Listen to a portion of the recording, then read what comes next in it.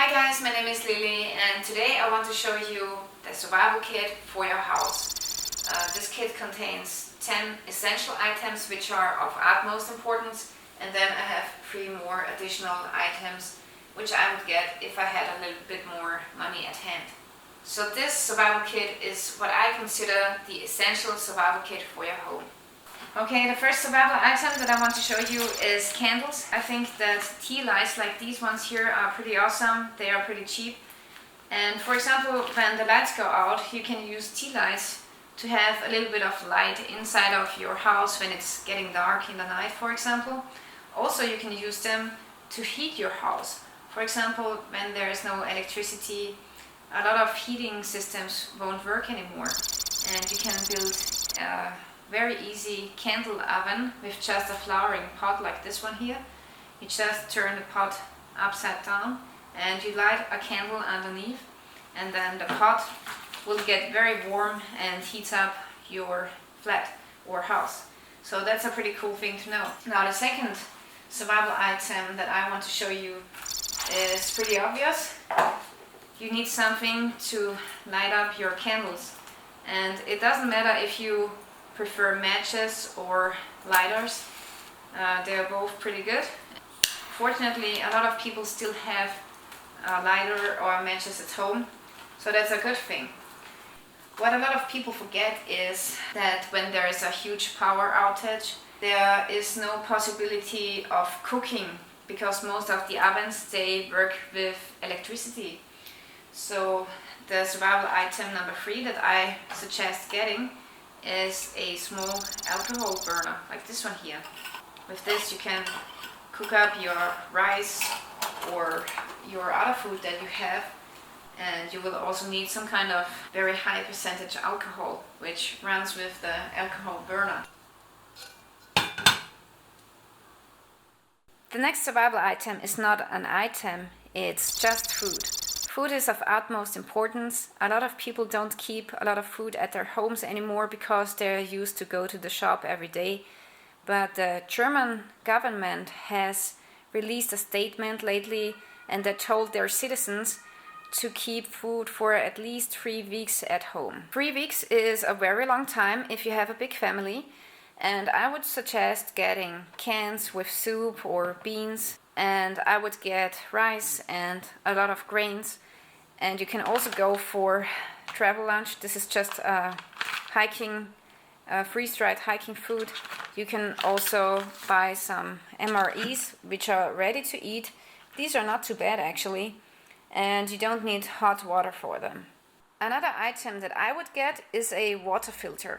This one here is by Soya, and it filters out thousands of liters of water. So it's a pretty cool thing to have at home, especially if there's a big flooding and all of the water sources are contaminated. Another thing you should have at home is a first aid kit. Accidents happen, you don't even need to wait for a SHTF situation. It happens every day. A good and solid first aid kit is a must in every household. I know a lot of people who don't have a flashlight anymore because, they don't need it anymore. They have a small flashlight on their phone and that's all what they need. But I would highly recommend getting a flashlight. This here is the TrueNight TH20, and it's one of my favorite headlamps because it's so small you can fit it easily into a pocket. And it only has one button here, and with this one button you can set the brightness of the flashlight. And it's pretty easy, you just keep the button pressed. And the cool thing about this small headlamp is, first of all, you have both of your hands free, and second of all, it runs with a AA battery, which is commonly available.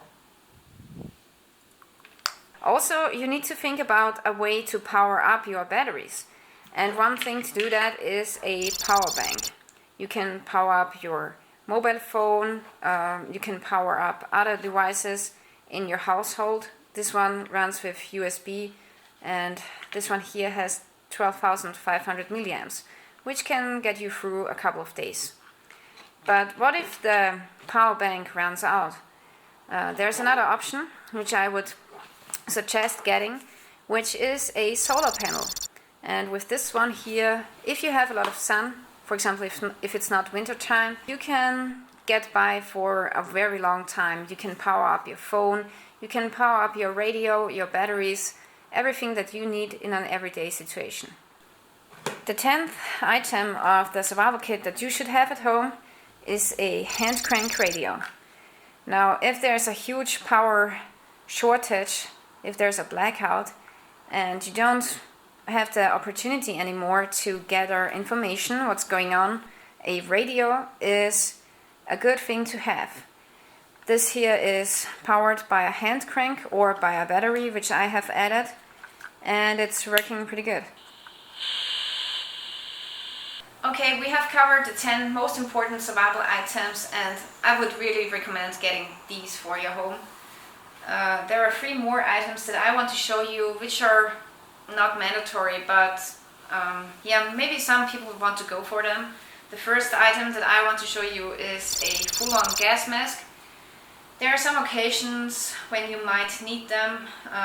For example, the wildfires in Canada, they have produced a lot of smoke, and actually you can get filters which have a filter for carbon monoxide and nitrogen oxide. So a filter like this comes in very handy. Also, you can get other filters, for example a simple FFP3 filter against dust, and you can get a full-on CBRN filter if you want to. If you want to gear up a little bit more, you can get walkie talkies. I think they're pretty awesome, and they are a great way to communicate when the mobile phone network is down. Also, these ones, they come with FM radio. The last item that I want to show you today is a Geiger counter. And yeah, with this device you can measure radiation. Now, I know that a lot of people think that they will never need one, but actually I'm pretty happy that I have one. And as you all know, after Chernobyl, my country Austria got hit by a huge radioactive cloud, and the radiation, which was mostly cesium-137, came down in different spots of Austria. And most people don't know that the radiation comes down in hot spots, so in some areas there's more radiation than in others. And having a Geiger counter tells you if you're in a safe zone or not. It tells you if you have to move or not. And I'm pretty happy that I have a device like this. Now, how about we try out if the Geiger counter works? Okay, to try out the Geiger counter we need some kind of radioactive material.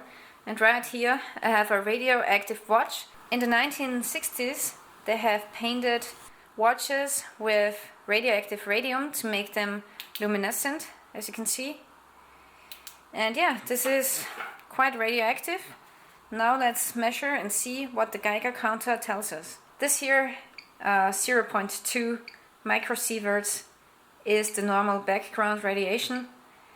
And if we come closer to the watch, let's see what happens.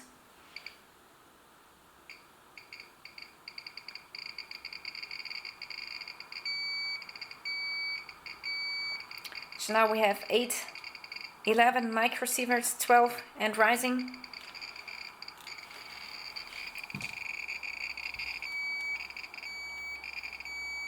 $24, $30, it's rising, $35. Okay, so the highest peak was at about $35. Yeah, I think that having a Geiger counter is pretty important. I'm sure that a lot of people don't have the same opinion, but that's okay, you know. So yeah, this is the survival kit for your home that I wanted to show you. And it surely doesn't hurt if you get at least a couple of these items for your home. Yeah guys, so this was the video about the survival kit in your home. I want to thank you for watching. Please don't forget to follow me on Facebook, Twitter and Instagram.